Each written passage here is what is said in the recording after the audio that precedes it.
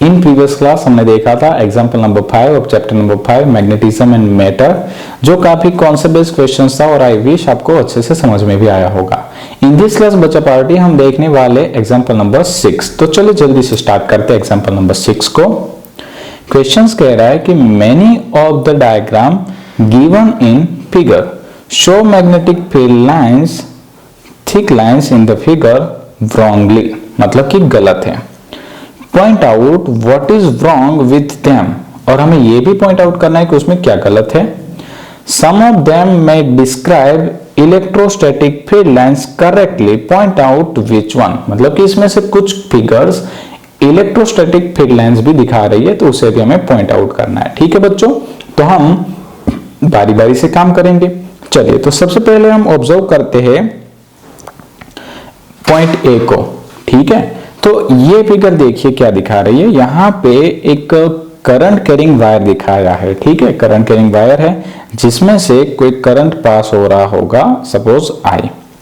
ठीक है, अब देखिए बच्चों, अब करंट कैरिंग वायर की अगर हम बात करें तो सपोज मान लीजिए कि अगर ये करंट कैरिंग वायर होता बच्चों, तो इसका जो मैग्नेटिक फील्ड है वो ऐसे सर्कुलर फॉर्मेशन में होता है।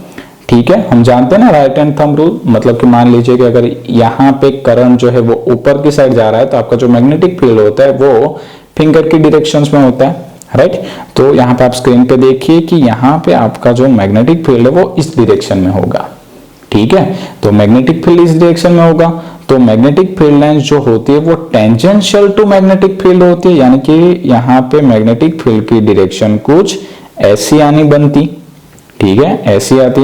बट यहाँ पे देखिए कि ये ड्राइंग में जो आपको फील्ड लाइंस दिखाई दी है वो सेंटर से निकल के बाहर की ओर जा रही है।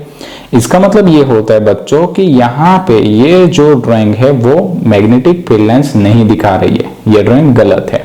हाँ, अगर हम यहाँ पे इलेक्ट्रिक फील्ड लाइंस की बात करते और ये करंट कैरिंग चार्ज की जगह पे चार्जेबल वायर होता, ठीक है ना, चार्जेबल वायर होता, तो ये डेफिनेटली हमें इलेक्ट्रोस्टैटिक फील्ड लाइंस दिखा देता। राइट है बच्चों, तो यहाँ पे हम 2 पॉइंट सीखेंगे। पहला कि मैग्नेटिक फील्ड लाइंस के हिसाब से ये ड्राइंग गलत है। दूसरा, अगर ये चार्ज कैरिंग वायर होता तो ये इलेक्ट्रिक फील्ड लाइंस जरूर से दिखाता। राइट है, चलिए बच्चों, अब हम बात करेंगे दूसरी ड्राइंग की। ठीक है, तो दूसरे नंबर पे क्या है, एम्प्टी स्पेस, यानी कि फ्री स्पेस है। और यहाँ पे जो बच्चों ये मैग्नेटिक फील्ड लाइंस है वो डेफिनेटली गलत है। अब देखिए, ये तो काफी सिंपल है, इसका रीजन डेफिनेटली गलत है। उसका रीजन है कि मैग्नेटिक फील्ड लाइंस कभी भी एक दूसरे को इंटरसेक्ट नहीं करती। राइट है ना, आप लोगों ने अच्छे से सीखा होगा properties of magnetic field lines में कि मैग्नेटिक फील्ड लाइंस कभी भी एक दूसरे को इंटरसेक्ट नहीं कर सकती, क्योंकि अगर वो दोनों एक दूसरे को इंटरसेक्ट करेगी तो इंटरसेक्शन पॉइंट पे मैग्नेटिक फील्ड की 2 डायरेक्शन मिलेगी और वो कभी भी पॉसिबल नहीं है। राइट है, तो ये जो दूसरी वाली ड्राइंग है वो डेफिनेटली रॉन्ग है। ठीक है बच्चों, तो आप अगर राइट करना चाहते हो तो मेरे साथ साथ राइट कर सकते हैं कि ड्राइंग नंबर ए रॉन्ग है। ठीक है, और उसका जो एक्सप्लेनेशन था हमने अच्छे से समझ लिया है। बी, ये भी रॉन्ग है। रॉन्ग क्यों है, तो उसका रीजन है कि 2 मैग्नेटिक फील्ड लाइंस कभी भी एक दूसरे को इंटरसेक्ट नहीं कर सकती। चलिए, अब हम बारी करेंगे बच्चों सी पॉइंट के लिए। ठीक है, तब देखिए सी पॉइंट में जो मैग्नेटिक फील्ड लाइंस दिखाई दी है वो एक टोरॉइड की है, और हम जानते हैं कि टोरॉइड की इनसाइड पोर्शंस में मैग्नेटिक फील्ड लाइन यूनिफॉर्म होता है। ठीक है, तो मैग्नेटिक फील्ड लाइन एक दूसरे के पैरेलल होती है, और outer side of the toroid magnetic field 0 होता है, तो वहां पे कोई मैग्नेटिक फील्ड नहीं होता। तो ये जो सी ड्राइंग है उसके अंदर जो मैग्नेटिक फील्ड लाइंस दिखाई दी गई है बच्चों वो एग्जैक्टली करेक्ट है।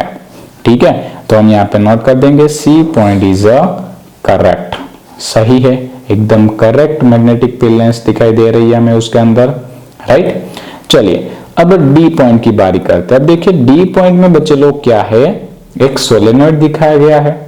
ठीक है, सोलेनॉइड के inside of the point magnetic field line एक दूसरे के पैरेलल होती है, क्योंकि वहां पे यूनिफॉर्म मैग्नेटिक फील्ड होता है।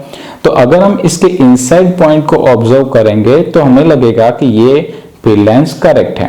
बट एक और पॉइंट नोटिस करना है बच्चों कि जो सोलेनॉइड होता है वो कितना भी लंबा हो, बट उसके जो सिरे होते हैं, ठीक है, सिरे यानी कि उसके इनिशियल पॉइंट और फाइनल पॉइंट, उन सिरों पे जो फील्ड लाइंस होती है वो ऐसे बेंड होती है।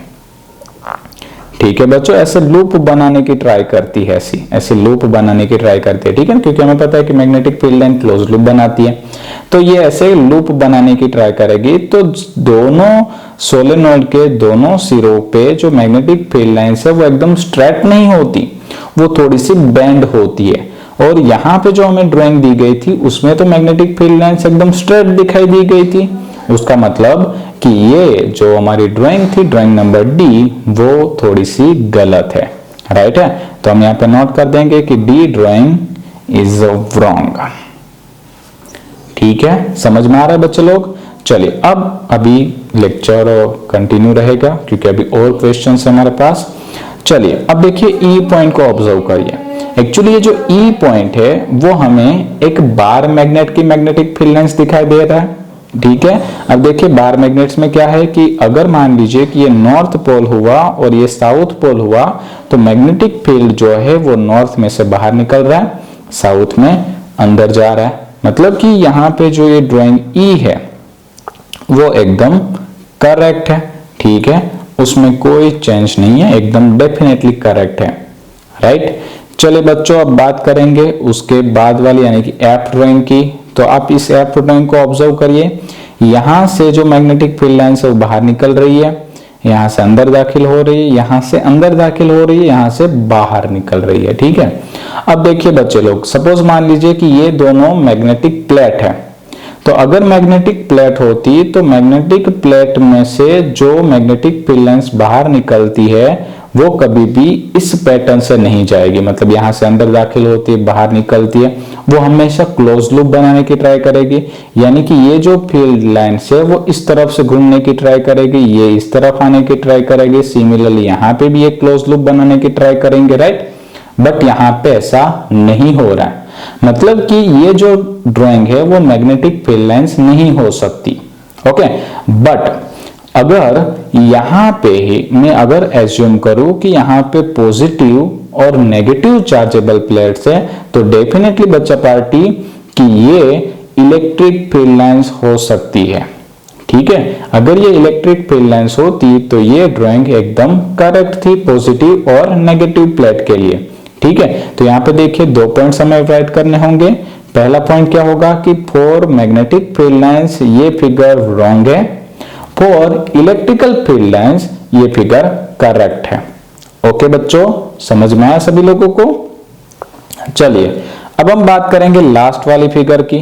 तो ये है हमारी लास्ट वाली फिगर और यहाँ पे हम जस्ट एज्यूम कर सकते हैं कि ये एक छोटा सा बार मैग्नेट है।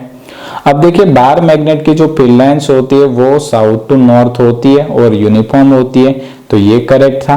बट यहां पे अगर ये बार मैग्नेट होता तो यहां पे जो फील्ड लाइंस है वो एकदम स्ट्रेट नहीं होती।